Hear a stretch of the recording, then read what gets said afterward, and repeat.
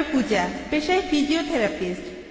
Sir, আপনি আপনার লেকচারে এই কথাগুলো বলেছিলেন, আমি সেগুলো আরেকবার বলছি।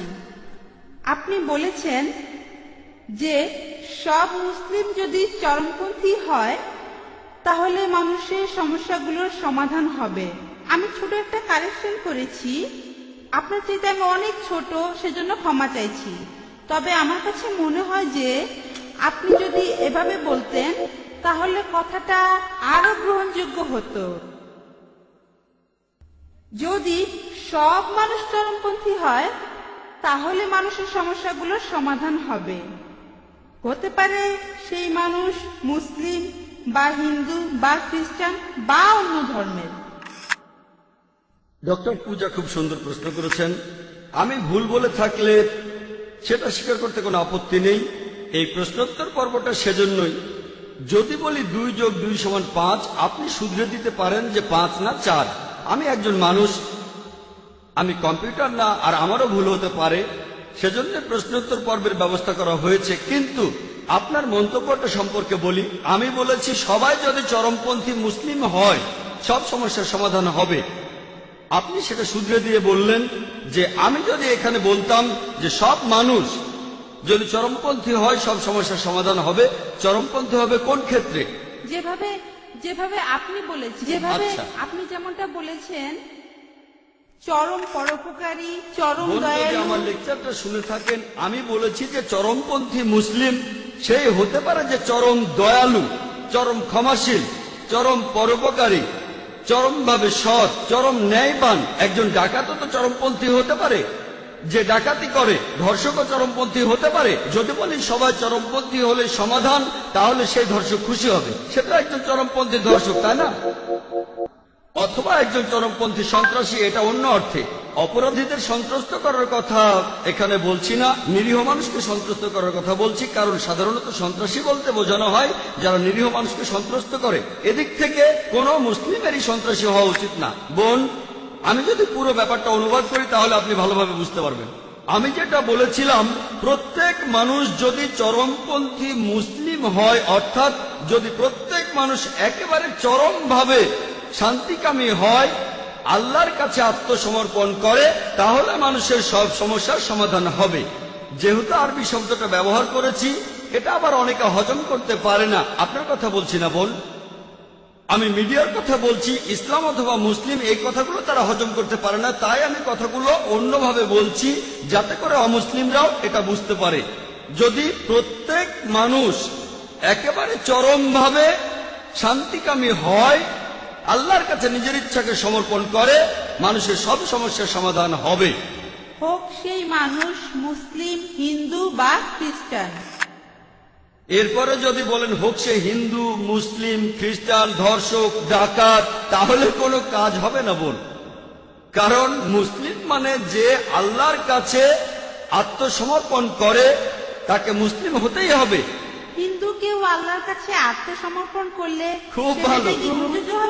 না না না, বোন আমাকে বলতে দেন, পরের প্রশ্ন পরে করেন, তখন উত্তর দেব। ঠিক আছে। আপনি ঠিকই বলেছেন। হিন্দু শব্দটার মানে কি জানেন আপনি? হিন্দু হলো একটা ভৌগোলিক অবস্থান। হিন্দু মানে সেই মানুষগুলো যারা থাকে ইন্ডিয়ায়। এভাবে বললে আমিও একজন হিন্দু বোন, আমিও একজন হিন্দু মুসলিম ভৌগোলিক অবস্থানের দিক থেকে। তবে এই হিন্দু শব্দটা প্রথম ব্যবহার করেছে আরবরা যখন তারা ইন্ডিয়া এসেছিল। যখন সৌদি আরবে গিয়েছিলাম তারা বলে হিন্দিয়া, হিন্দিয়া, হিন্দু।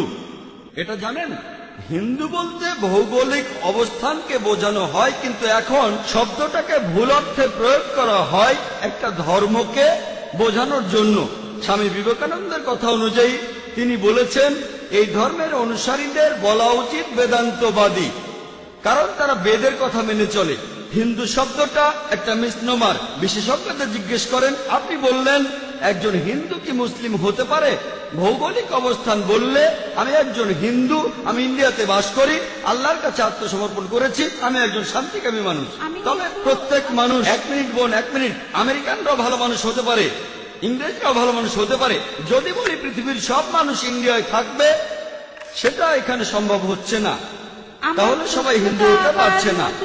করতে বোন, চাই। আগে উত্তরটা শেষ করতে দেন। আপনি প্রশ্ন করেছেন, আমি সেটার উত্তর দিচ্ছি। আপনি প্রশ্ন করেছেন, আমি উত্তর দিচ্ছি। আপনি আরেকটা চান্স পাবেন, সমস্যা নেই বোন, অবশ্যই। তবে আগে শেষ করতে দেন। আপনি যে শব্দটা বলেছেন সেটার অর্থ আপনার জানা উচিত।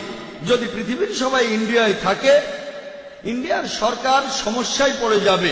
তারা বলে হাম দো হামারে দো, এককে বাদ আবি নেই, দোকে বাদ কাবি নেই। ফ্যামিলি প্ল্যানিং এর কথা বলে। আমরা দুজন সন্তান, দুজন। হাম দো হামারে দো, এককে বাদ আবি নেই, দোকে বাদ কাবি নেই। এক সন্তানের পরে একটু বিরতি, দ্বিতীয় সন্তানের পরে আর কোনো সন্তান নেবেন না। ফ্যামিলি প্ল্যানিং এই সম্পর্কে বলেছি কোরআন এন্ড মডার্ন সায়েন্সে। তাই বোন, আপনি যে শব্দটা বলেছেন সেটার অর্থ না জানলে আপনি ভুল বুঝতে পারেন।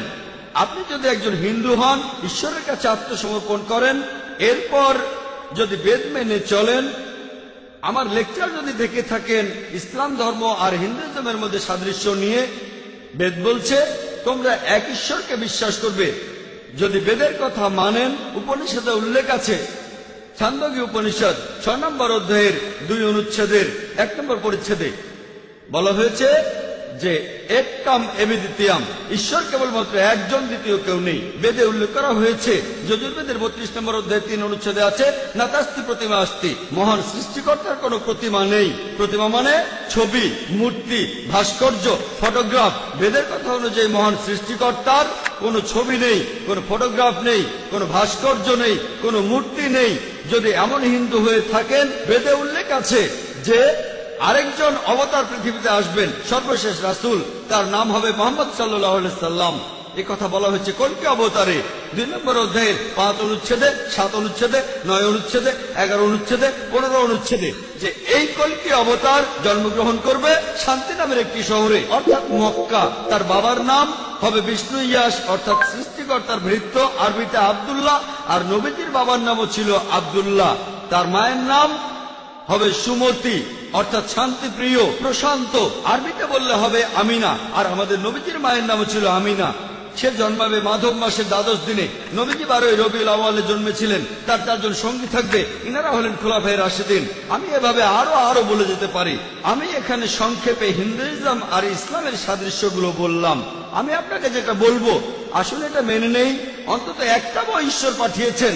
হিন্দুরা বলবে যে বেদ হচ্ছে ঈশ্বরের বাণী, খ্রিস্টানরা বলবে বাইবেল ঈশ্বরের বাণী, মুসলিমরা বলবে কোরআন ঈশ্বরের বাণী।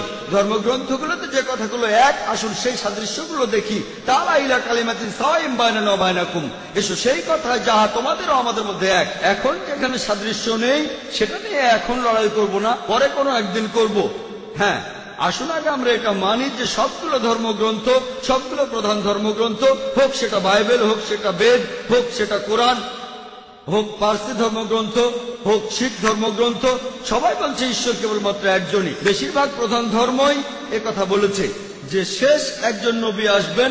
বাইবেলে উল্লেখ করা হয়েছে ডিউটেরোনমি 18 অধ্যায়ের 18 অনুচ্ছেদ, বুক অব ডিউটেরোনমি 18 অধ্যায়ের 19 অনুচ্ছেদ, বুক অব আইজায়া 29 অধ্যায়ের 12 অনুচ্ছেদে, সং অব সলোমন 5 অধ্যায়ের 16 অনুচ্ছেদে। এরপর নিউ টেস্টামেন্টে গসপেল অব জন 14 অধ্যায়ের 16 অনুচ্ছেদে, গসপেল অব জন 15 অধ্যায়ের 26 অনুচ্ছেদে, গসপেল অব জন 16 অধ্যায়ের 7 অনুচ্ছেদে, গসপেল অব জনের 16 অধ্যায়ের 12 থেকে 14 অনুচ্ছেদে বলা আছে যে যীশু খ্রিস্ট বলেছেন, তোমাদের আমি অনেক কথাই বলবো, কিন্তু তোমরা সবকিছু বুঝতে পারবে না।